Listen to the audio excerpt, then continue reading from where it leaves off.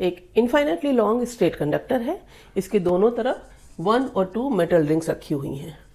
इसमें करंट की डायरेक्शन दिखाई गई है। अगर ये करंट स्लोली डिक्रीज की जाती है तो रिंग्स 1 और 2 में डायरेक्शन ऑफ इंड्यूस करंट क्या होगी, कैसे निकालेंगे। देखो कंसेप्चुअल क्वेश्चन है। इंड्यूस करंट इंड्यूस ईएमएफ की वजह से प्रोड्यूस होती है। इंड्यूस ईएमएफ का फॉर्मूला क्या होता है, E equal to minus delta phi upon delta t. Phi क्या है, magnetic flux. Negative rate of change of magnetic flux का मतलब क्या है, ये निगेटिव साइन ही बताता है लेंज रूल, यानी इंड्यूस ईएमएफ या इंड्यूस करंट की डायरेक्शन। और वो क्या बताता है कि अगर डेल्टा फाई घटेगा तो ईएमएफ बढ़ेगा और उसका उल्टा भी।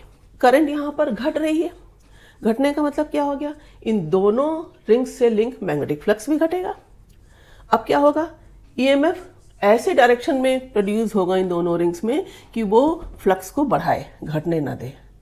मतलब direction of induce current in both the rings कैसी होगी, in the same direction in which the current is flowing through the wire. तो रट लो, वायर में दी गई करंट घटे तो जो साइड वायर की तरफ है उसमें सेम साइड में एरो बना दो। तो 1 में कैसी हो गई direction of current, anti clockwise, और 2 में कैसी हो गई, क्लॉकवाइज। इसका उल्टा अगर पूछ लिया जाए कि अगर ये आई बढ़ रही है तो इंड्यूस करंट इन दोनों रिंग्स में ऐसे प्रोड्यूस होगी कि वो फ्लक्स को घटाए। तो अब क्या होगा, इसका उल्टा, यानी 1 में क्लॉकवाइज और 2 में एंटी क्लॉकवाइज।